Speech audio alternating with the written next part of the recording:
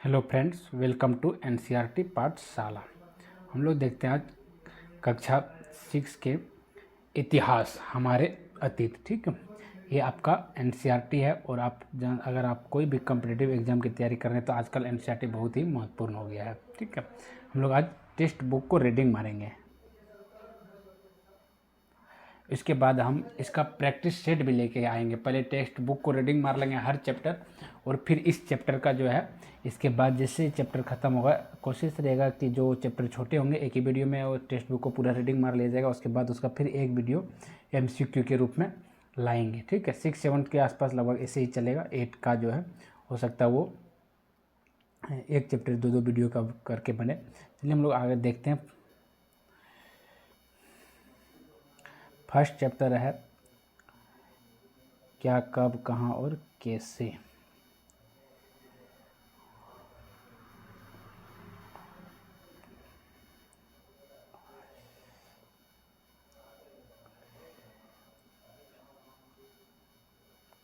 ठीक है, क्या, कब, कहाँ और कैसे। आगे हम लोग फर्स्ट चैप्टर में यह क्या, कब, कहाँ और कैसे बोल रहा। रसीदा का सवाल, ये रसीदा है कि रसीदा बैठी अखबार पढ़ रही थी। अचानक उसकी निगाह एक कुर्सी पर पड़ी। 100 साल पहले वह सोचने लगी कि यह कोई कैसे जान सकता है कि इतने पहले वर्ष क्या हुआ था।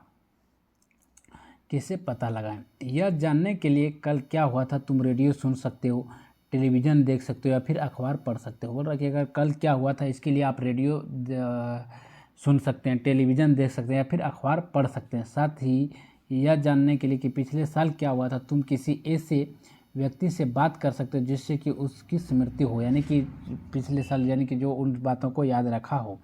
लेकिन यह बहुत पहले क्या हुआ था यह कैसे जान सकते हैं। ठीक है, अगर 100 साल पहले क्या हुआ था, क्योंकि न तो वो तुमको रेडियो में सुनने को मिलेगा, नहीं टेलीविज़न पे आप उसको देख सकते हो और नहीं अखबार पढ़ सकते हो, और नहीं 100 साल या फिर बहुत साल, 100 साल नहीं मान लो 1000 साल पहले, लाख वर्ष पहले क्या हुआ था उनको कौन बताएगा ना। तो इसको कैसे, इनका मन में यही सवाल था कि उनको कैसे जाना जा सकता है, जिसको अतीत के बारे में, हज़ारों साल पहले जो घटनाएं हुई अतीत के बारे में हम क्या जान सकते हैं।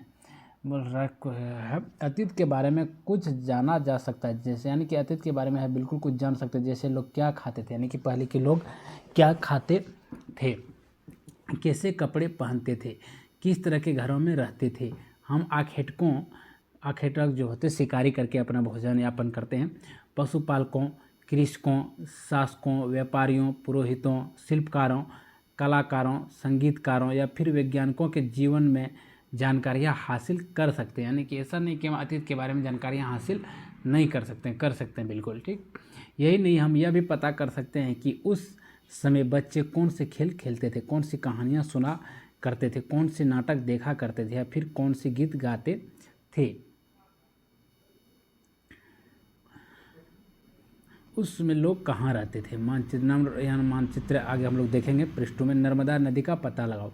कई लाख वर्ष पहले से ही लोग इस नदी के तट पर रह रहे हैं। क्वेश्चन पूछा जा सकता है नर्मदा नदी के तट पर लोग कितने साल पर रहते, तो कई साल वर्ष पहले से ही रहते थे। यहाँ रहने वाले लोग आरंभिक लोगों में से कुछ कुशल संग्राहक थे, यानी कि अच्छे संग्राहक हुआ करते जो आसपास के जंगलों की विशाल संपदा से परिचित थे। वे अपने भोजन के लिए वे जड़ों, फलों और जंगलों के अन्य उत्पादों का सही से संग्रह क्या करते थे। वे जानवरों का आखेट मतलब होता है शिकार करना। आखेट मतलब क्या होता है, शिकार करना। ब्रैकेट में शिकार भी करते थे। जो कुशल संग्राहक हुआ करता था, जो अच्छे भोजन वगैरह को संग्रह करता, उसी को क्या कहा जाता है, संग्राहक। अब तुम उत्तर पश्चिम में ये भी क्वेश्चन आ सकता है कि सुलेमान और किरथर पहाड़ियाँ का पता लगाओ। क्वेश्चन पूछा जाएगा कि सुलेमान और किरथर पहाड़ियाँ किधर है, उत्तर पश्चिम में। देखिए यहाँ पे नीचे दिया हुआ है मैप, ये सुलेमान और किरथर है। ठीक है, यहाँ पे सुलेमान किरथर है। थोड़ा सा मैप को मैं ऊपर ले लेता हूँ।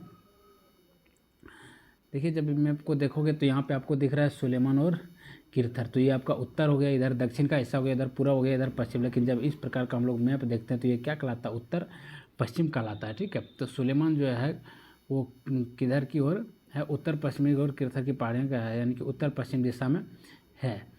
इस क्षेत्र में कुछ ऐसे स्थान है जहाँ लगभग 8000 वर्ष पूर्व स्त्री पुरुषों ने सबसे पहले गेहूं और जौ जैसी फसलों को उपजाना प्रारंभ किया। यहीं से क्वेश्चन बन सकता है कि जो है गेहूं और जौ का उपजाना प्रारंभ कहाँ हुआ था, तो सुलेमान और किरथर पहाड़ियों में। कहाँ पे किया गया था, सुलेमान और किरथर पहाड़ियों में। दूसरा है कि कितने साल पहले। इससे क्वेश्चन जो है सीटेट में बहुत एनसीईआरटी से क्वेश्चन पूछा जाता है। सीटेट में बहुत नहीं, सारा क्वेश्चन ही एनसीईआरटी से पूछा जाता है, और इवन बीपीएससी में भी। ठीक, 8000 वर्ष पूर्व उन्होंने भेड़ पाले थे, बकरी पाले थे, गाय भेड़ जैसे पशुओं को पालतू बनाना शुरू किया। कहाँ? सुलेमान और किरथर के लोगों ने। ये लोग गांव में रहते थे। इसके बाद बोल रहा है कि उत्तर पूर्व में गारो तथा मध्य भारत में विद्यमान पहाड़ियों का पता लगाओ। यानी कि मैप में हम लोग देखेंगे, बोल रहा है कि ये मानचित्र है जो कि ऑन है, इसमें जो है कहाँ विंध्य पहाड़ियों के बारे में देखो कि विंध्य पहाड़ियाँ कहाँ है, और उसके बारे में पता लगाओ। गारो जो पहाड़ियाँ हैं वो क्या है, यहाँ पे गारो पहाड़ियाँ, ये क्वेश्चन पूछ सकता है। तो ये किधर है? पूर्वी क्षेत्र में हैं, भारत के पूर्वी हिस्सों में गारो पहाड़ियाँ हैं। ठीक, तो इसमें बोल रहा है कि गारो पहाड़ियों में जो है कुछ अन्य क्षेत्र थे जहाँ कृषि का विकास हुआ। गारो पहाड़ियों में भी कृषि का विकास हुआ। जहाँ सबसे पहले चावल उपजाया गया वे स्थान विंध्य के उत्तर में स्थित थे। ये जो है गारो पहाड़ियाँ के कहाँ पे? विंध्य के उत्तर की ओर स्थित थे। विंध्य का किधर? उत्तर। डायरेक्शन भी याद रखना है।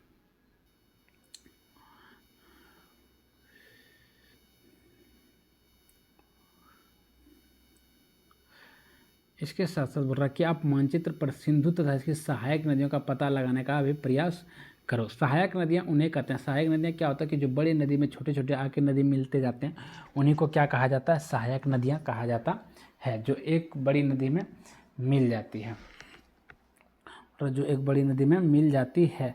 लगभग 4700 वर्ष पूर्व इन्हीं नदियों के किनारे कुछ आरंभिक नगर फले फूले। कौन सी नदी? यानी कि उन सहायक नदियों के किनारे। किसका नदी है? जो है सिंधु। ठीक है, कौन सा नदी के किनारे? सिंधु नदी के किनारे। इसके बाद बोल रहा है गंगा व इसकी सहायक नदियों के किनारे तथा समुद्र तटवर्ती इलाकों में नगरों का विकास 2500 वर्ष पूर्व हुआ। इसको ईसा पूर्व कहते हैं। ठीक है, सिंधु नदी कितना वर्ष पहले, सिंधु नदी के आसपास कितने वर्ष पहले व्यक्ति बस रहे थे? 4700 वर्ष पहले।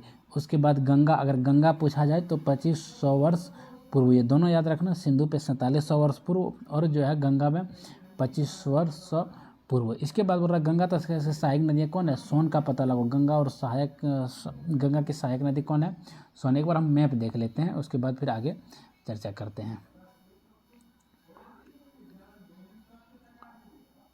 देखो अब यहाँ पे जो है ये गंगा नदी है, और यहीं पे क्या है? सोन नदी है। इसके बाद सिंधु जो नदी है यहाँ पे है। ठीक है,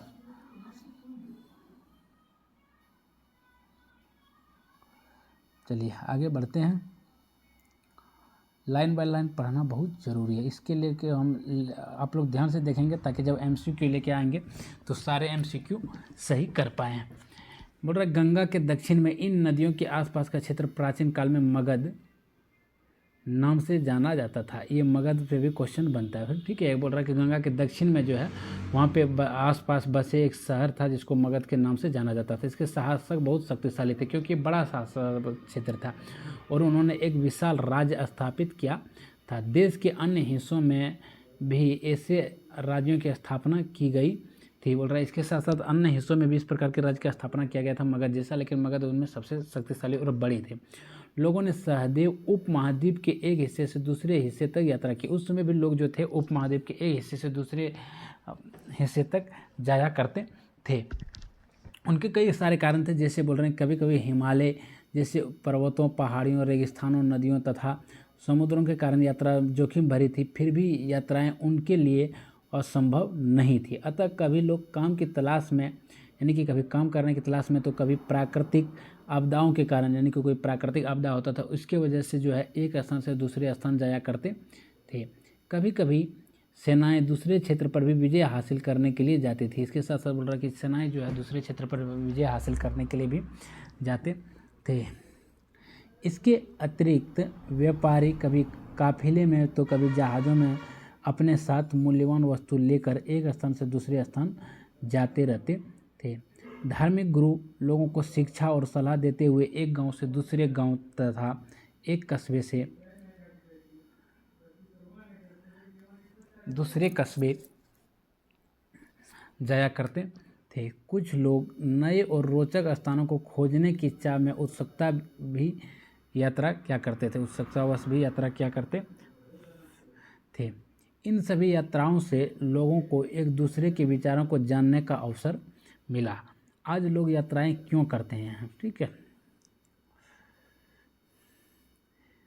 एक बार फिर से मानचित्र एक को देखो। पहाड़ियों, पर्वतों और समुद्र इस उपमहाद्वीप की प्राकृतिक सीमा का निर्माण करते हैं। बोल रहे पहाड़ी है, पर्वत और समुद्र इस उपमहाद्वीप की प्राकृतिक सीमा का निर्माण करते हैं। हालांकि लोगों के लिए इन सीमाओं को पार करना आसान नहीं था। जिन्होंने ऐसा चाहा वे ऐसा कर सके। बोल रहा है कि इस प्रकार के जो है आसान नहीं था, लेकिन ऐसा भी नहीं था कि आप नहीं कर सकते हैं। वे पर्वतों की ऊंचाई को छू सके तथा गहरे समुद्रों को पार कर सके। उपमहाद्वीप के बाहर से कुछ लोग आए और यहीं बस गए। लोगों के इस आवागमन ने हमारी संस्कृति परंपराओं को समृद्ध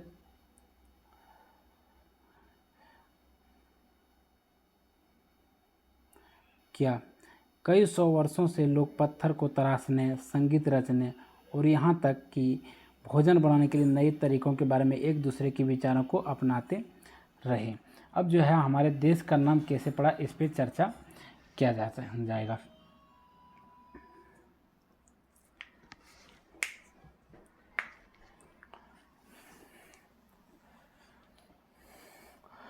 अपने देश के लिए हम प्रायः इंडिया और तथा भारत दो शब्द का प्रयोग करते हैं। इंडिया और भारत का प्रयोग करते हैं, जैसे नामों का प्रयोग करते हैं। इंडिया शब्द जो है, इंडिया शब्द किससे निकला हुआ? इंडस से। क्वेश्चन ये भी आ सकते हैं। इंडिया शब्द किससे निकला है? इंडस से निकला, जिसको संस्कृति में सिंधु कहा जाता है। इंडस को किस भाषा में सिंधु कहा जाता है? संस्कृत में। ये भी भाषा भी याद रखना। और क्या कहा जाता है? सिंधु कहा जाता है।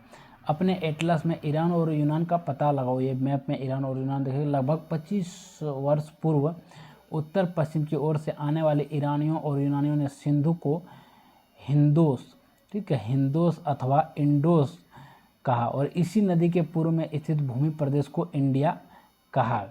भारत नाम का प्रयोग उत्तर पश्चिम में रहने वाले लोगों के एक समूह के लिए किया जाता था। बोल रहा कि भारत का प्रयोग जो है, इंडिया का जो प्रयोग जो है उत्तर पश्चिम में रहने वाले लोगों के लिए एक समूह के लिए किया जाता था। इस समूह का उल्लेख संस्कृत के आरंभिक यानी कि लगभग 35 वर्ष पूर्व कृत ऋग्वेद में देखने को मिलता है। बाद में इसका प्रयोग देश के लिए होने लगा। शुरुआती दौर में जो है किसी एक समूह के लिए इसका प्रयोग किया जाता था, जो कि इसका उल्लेख किसमें मिलता है? ऋग्वेद में इसको देखने को मिलता है। बाद में इसको जो है पूरा सभी वर्गों के लिए कहा जाने लगा। अतीत के बारे में आप कैसे जान सकते हैं, ठीक है। ये जो एक भोजपत्र है, बोल रहा है अतीत के बारे में आप कैसे जानेंगे? अतीत की जानकारी हम कई तरह से प्राप्त कर सकते हैं। बोल रहा है कि अतीत की जानकारी जो है हम क्या कर सकते हैं? कई तरह से कैसे प्राप्त कर सकते हैं। इनमें से एक तरीका अतीत में लिखी गई पुस्तकों को ढूंढना और पढ़ना है। बोल रहा है इनमें से एक तरीका जो है अतीत में जो पुस्तक लिखा हुआ है उसके बारे में ढूंढना, लेकिन ज़रूरी नहीं सभी चीज़ों के बारे में लिखा हुआ नहीं मिल सकता है ना। ये पुस्तकें हाथ से लिखी होने के कारण पांडुलिपि कही जाती थी। क्वेश्चन पूछ सकता है कि पांडुलिपि कैसे कहते हैं? जिसको हाथ से लिखते थे उसको क्या कहते हैं? पांडुलिपि, ठीक है। अंग्रेजी में पांडुलिपि के लिए प्रयुक्त होने वाली मैन्युस्क्रिप्ट शब्द, ये बातें याद रखना। मैन्युस्क्रिप्ट शब्द लेटिन शब्द मेनू से बना, जिसका अर्थ होता है हाथ से, यानी कि हाथ से लिखना, मैन्युस्क्रिप्ट, ठीक है। मैन्युस्क्रिप्ट पांडुलिपि को अंग्रेजी में क्या बोलते हैं? मैन्युस्क्रिप्ट, जिसका शब्द मेनू से निकला हुआ है, ठीक। और ये कैसी भाषा है? लेटिन भाषा से बना हुआ है, ये भी याद रखना, बहुत अच्छी बात है। ये पांडुलिपियाँ प्रायः ताड़पत्रों अथवा हिमालय क्षेत्र में उगने वाले भूर्ज नामक पेड़ की छाल से विशेष तरीके से तैयार भूतपत्र पर लिखी जाती थी। ये पांडुलिपियाँ, क्वेश्चन पूछ सकता है कि ये पांडुलिपियाँ किस पे लिखा जाता था? ताड़पत्रों पे लिखा जाता था या फिर भूर्ज नामक पेड़ की छाल पर लिखा जाता था। थोड़ा सा यहाँ पे देख लेते हैं हम लोग। ये पांडुलिपि दिया हुआ, ताड़पत्रों से बनी पांडुलिपि का एक पृष्ठ, ये जो है लिखा हुआ एक पृष्ठ इस प्रकार का, कौन सी भाषा है पता नहीं चल रहा है, ये जो है, ठीक है।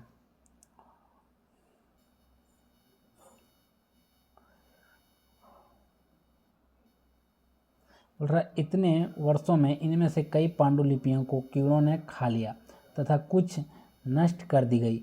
फिर भी ऐसे कई पांडुलिपियाँ आज भी उपलब्ध है। प्रायः ये पांडुलिपियाँ मंदिरों और विहारों में प्राप्त होती है। बोल रहे कि अभी बहुत सारे पांडुलिपियाँ नष्ट हो गया, लेकिन इसके बावजूद भी कुछ पांडुलिपियाँ जो है मंदिरों और विहारों से अभी भी प्राप्त होती है। जरूरी नहीं कि केवल मंदिरों और विहारों से ही प्राप्त होता है, केवल मंदिरों विहारों से नहीं, और भी जगहों से प्राप्त हुआ है, लेकिन यहाँ मंदिरों विहार लिखा है, ज़्यादातर जो है मंदिरों और विहारों से प्राप्त हुआ है। इन पुस्तकों में धार्मिक मान्यताएं व व्यवहार, राजाओं के जीवन औषधियों तथा विज्ञान इत्यादि सभी प्रकार के विषयों में चर्चा मिलती है। इसके अतिरिक्त हमारे यहाँ महाकाव्य, कविताएं तथा नाटक भी है। इनमें से कई संस्कृत में लिखे हुए मिलते हैं, जबकि अन्य प्राकृतिक तमिल में है। कुछ पांडुलिपि है जो है ज़्यादातर संस्कृत में देखने को मिलता है, लेकिन अब ऐसा नहीं कि सब जो है संस्कृत में है, कुछ प्राकृतिक में भी देखने को मिलता है और कुछ तमिल में भी देखने को मिलते हैं। प्राकृतिक भाषा का प्रयोग आम लोग करते थे। बोल रहा है प्राकृतिक भाषा का ज़्यादातर प्रयोग कौन करते थे? आम लोग करते थे। इसके साथ तमिल का भी प्रयोग हुआ है, संस्कृत का भी प्रयोग हुआ है।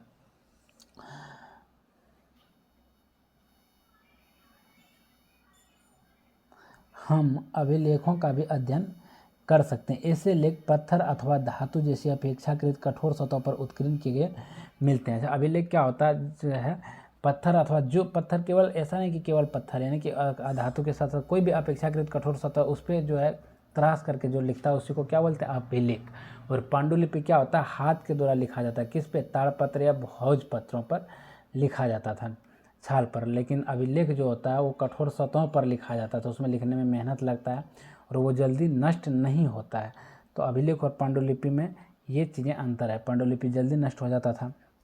कभी कभी शासक अन्य लोग अपने आदेशों को इस तरह उत्कीर्ण करवाते थे ताकि लोग उन्हें देख सके, पढ़ सके और उनका पालन कर सके। यानी कि बहुत सारे शासक जो है अभिलेख लिखवाया करते थे उसके नियमों, ताकि दूसरे लोग उसके बारे में जान सके और किस प्रकार वे अपने शासन को चलाते थे उनसे कुछ सीख सके।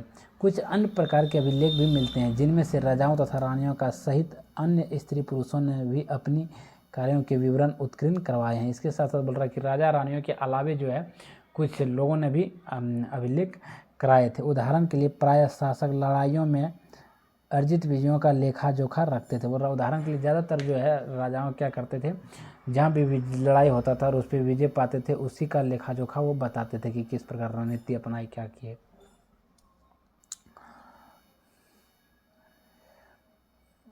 यहाँ पे एक क्वेश्चन दिया हुआ कि तुम बता सकते हो कि कठोर सतह पर लेखे लिखने को क्या लाभ थे, यानी कि कठोर सतह पर क्या लिखने थे, ऐसे करने में क्या क्या कठिनाई आते थे। कठोर सतह पर लिखने से वो जल्दी नष्ट नहीं होते थे, ये एक लाभ था। इससे करने में क्या कठिनाई आती थी? इसमें ज़्यादा मेहनत लगते थे, ज़्यादा समय लगते थे। ठीक है। ऐसी अतिरिक्त, अब देखते हैं आगे बढ़ रहा कि इसके अतिरिक्त अन्य कई वस्तुएं अतीत में बनी और प्रयोग में लाई जाती थी। इसके अलावा भी बोल रहा है कई वस्तुएं अतीत में बनी और जिसका प्रयोग में लाई। केवल अभिलेख और भोजपत्र का ही प्रमाण नहीं, बहुत सारी चीज़ें मिलते हैं। ऐसी वस्तुओं का अध्ययन करने वाला व्यक्ति पुरातत्वविद कहलाता है। और इस प्रकार के वस्तुओं को, जो वस्तु को देख करके, केवल पढ़ के नहीं, वस्तु को देख करके जो पता लगा ले कि इसकी कितने साल पुराना है, क्या है, नहीं है, ठीक है, और उससे संबंधित वो कहानी को समझ ले, उसी को क्या कहा जाता है? पुरातत्वविद कहा जाता है। पुरातत्वविद पत्थर और ईंटों से बनी इमारतों के अवशेषों, चित्रों तथा मूर्तियों का अध्ययन करते हैं। लोग क्या, पत्थर से या ईंटे से बनी इमारत के अवशेष जो बच गए, अवशेष मतलब जो बचे हुए हैं, चित्र तथा मूर्तियों का अध्ययन करते हैं। वे औजारों, हथियारों, बर्तनों, आभूषणों,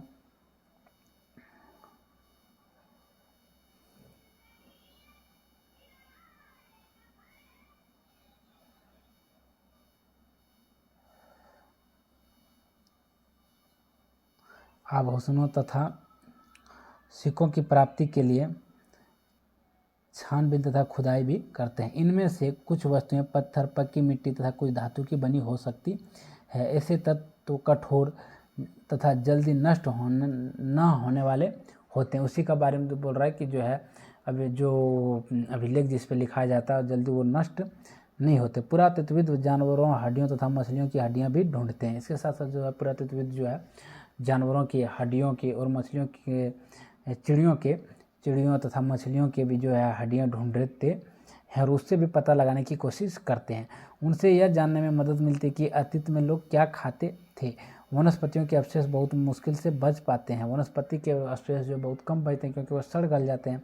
यदि अन्न के दाने अथवा लकड़ी के टुकड़े जल जाए तो वे जलीय रूप में बचे रहते हैं। थोड़ा सा यहाँ पे एक दिया हुआ है, इसके बारे में हम लोग देख लेते हैं। यहाँ पे एक घड़ा दिया हुआ है और ये चांदी का सिक्का। बोल रहा बाएं एक प्राचीन नगर के प्राप्त पात्र है, घड़ा है, पात्र, मिट्टी का बर्तन।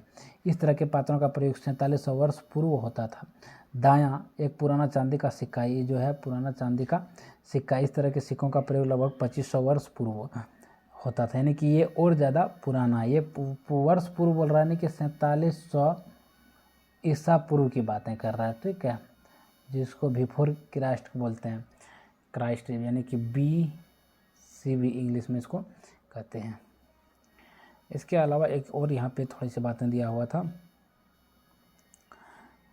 और लगभग 2250 वर्ष पुराना यह अभिलेख वर्तमान अफगानिस्तान के कंधार से प्राप्त हुआ था। यह एक अभिलेख है जो कि कब 2250 वर्ष पूर्व जो है वर्तमान अफगानिस्तान। क्वेश्चन ये पूछ सकता है कि कंधार जो है अभी वर्तमान में कहाँ पे पाए जाते हैं, तो ये कहाँ पे पाए जाते हैं, अफगानिस्तान में, इसलिए सारी लाइन जो है देखना अनिवार्य है। इस शासक के विषय में तुम अब बोल रहा है, इसमें जो है अशोक के बारे में बताया गया है। इस अभिलेख में किसके बारे में था, अशोक के बारे में, जिसमें कक्षा 8 में हम लोग पढ़ेंगे, ठीक है। जब हम कुछ लिखते हैं तब हम किसी लिपि का प्रयोग करते हैं। लिपियाँ अक्षरों अथवा संकेतों से बनी होती है।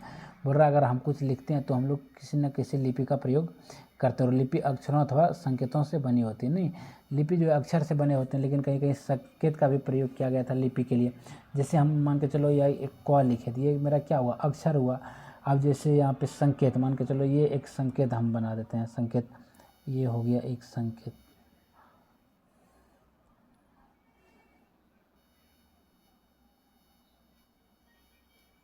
तुम लोग जान जाओगे संकेत से क्या है, आदमी का प्रयोग कर रहे हैं। इस प्रकार संकेत भी वो लोग यूज करते थे।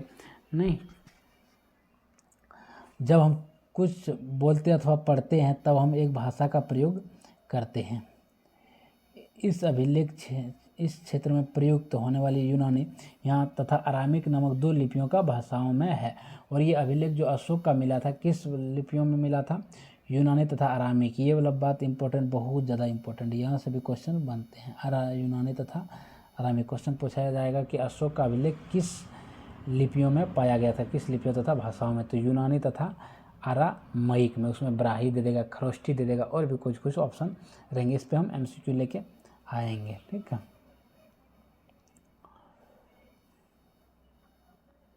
चलिए यहाँ तक कोई दिक्कत नहीं, आगे बढ़ते हैं। अतीत एक या अनेक, क्या बोल रहे हैं कि अतीत जो है एक है या फिर अनेक है। क्या तुमने इस पुस्तक के शीर्षक हमारे अतीत पर ध्यान दिया है। यहाँ अतीत शब्द का प्रयोग बहुवचन के रूप में किया गया है। यहाँ से भी एक क्वेश्चन पेडागोजी वगैरह, अगर आप सीटेट का एग्जाम दोगे तो यहाँ से क्वेश्चन पेडागोजी वगैरह में इस तरह का पूछा जाता है कि कभी कभी 1 लाइनर में भी पूछ लिया जाता है। अतीत शब्द का प्रयोग किस प्रयोग वचन में किया जाता है, बहुवचन और या फिर एक वचन में। ये 11th में भी ये क्वेश्चन जैक बोर्ड का एग्जाम में पूछा गया था एक बार। ऐसा इस तत्व की ओर ध्यान दिलाने के लिए किया गया है कि अलग अलग समूह के लोगों के इस अतीत के अलग अलग मायने थे। उदाहरण के लिए कि सबों के लिए अतीत का जो है मायना अलग अलग है। उदाहरण के लिए पशुपालक अथवा कृषकों का जीवन राजाओं तथा रानियों के जीवन से तथा व्यापारियों का जीवन शिल्पकारों के जीवन से बहुत भिन्न था। बोल रहा है कि राजा रानी का जीवन कृषकों का जीवन से अलग है, व्यापारियों का जीवन शिल्पकारों के जीवन से बहुत अलग है। जैसे हम आज भी देखते हैं, इन सब चीज़ों में आज भी देखते हैं, कृषक अलग है, जो नेता लोग हैं जो शासन चला रहे हैं वो अलग देखने को, व्यापारी अलग हैं, जो शिल्पकार जो किसी प्रकार की वो मूर्ति बनाते, जो भी काम करते हैं शिल्प से संबंधित, उनका जीवन अलग है। वे लोग अलग अलग व्यवहारों और रीति रिवाजों का पालन करते हैं। इसके साथ साथ बोल रहा है कि उन लोगों का अलग अलग व्यवहार भी हैं और रीति रिवाज भी हैं।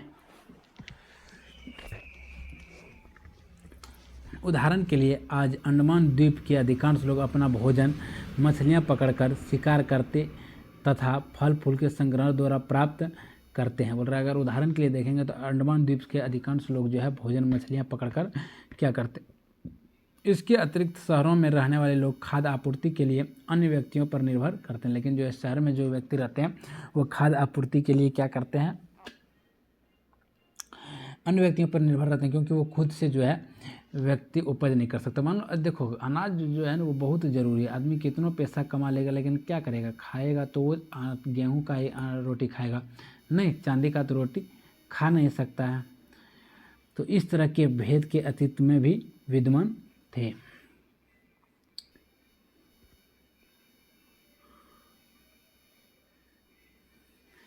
इसके अतिरिक्त एक अन्य तरह का भेद है।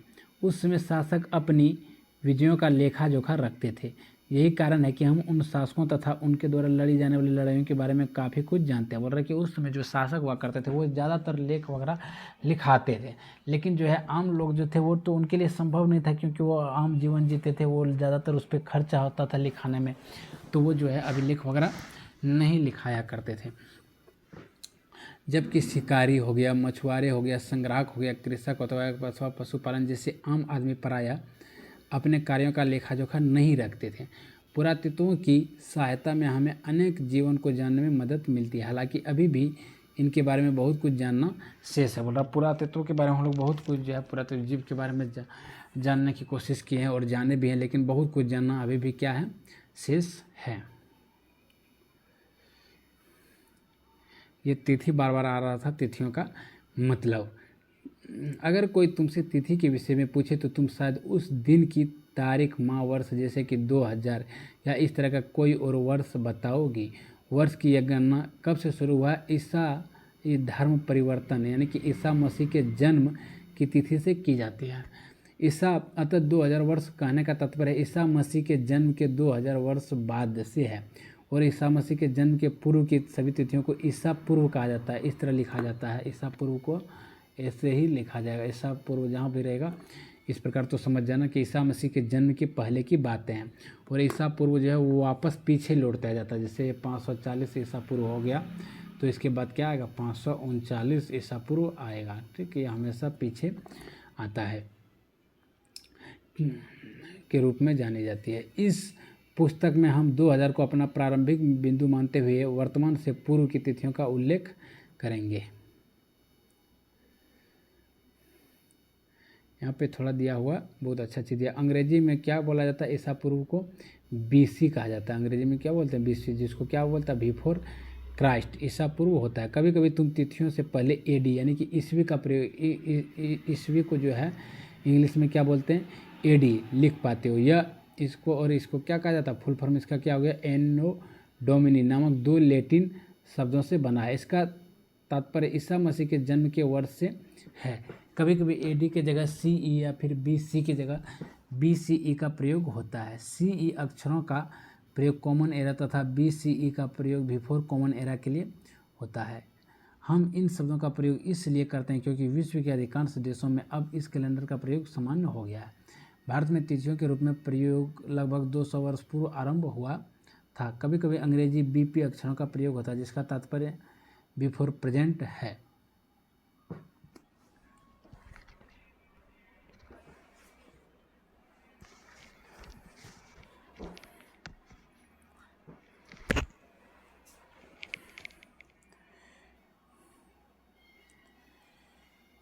यहाँ पे कुछ देखिए ये संकेत भी दिए हुए हैं।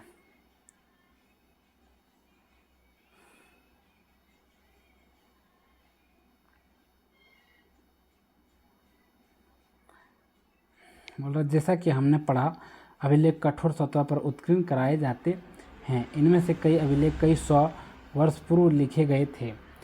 सभी अभिलेखों, लिपियों तथा भाषाओं का प्रयोग हुआ। समय के साथ अभिलेखों में प्रयुक्त भाषाओं, लिपियों में बहुत बदलाव आ चुका है। विद्वान यह कैसे जान पाते कि ये क्या लिखा था? इसका पता अज्ञात लिपि अर्थ निकालने की प्रक्रिया द्वारा लगाया जा सकता था। इसको जोड़ जोड़ करके पता लगाता था। इस प्रकार अज्ञात लिपि को जानने की एक प्रसिद्ध कहानी उत्तरी अफ्रीका देश मिस्र से मिलती है। लगभग 5000 वर्ष पूर्व यहाँ राजा रानी रहते थे और लोग संकेत का प्रयोग किया करते थे। ये इसका मतलब ये जो है POT इस प्रकार का जो है लायन जैसे शेर हो गया, इसको L के द्वारा सूचित किया गया है। यहाँ पे देखिए कबूतर है, ठीक है। मिस्र के उत्तरी तट पर रोसेटा नामक एक कस्बा है।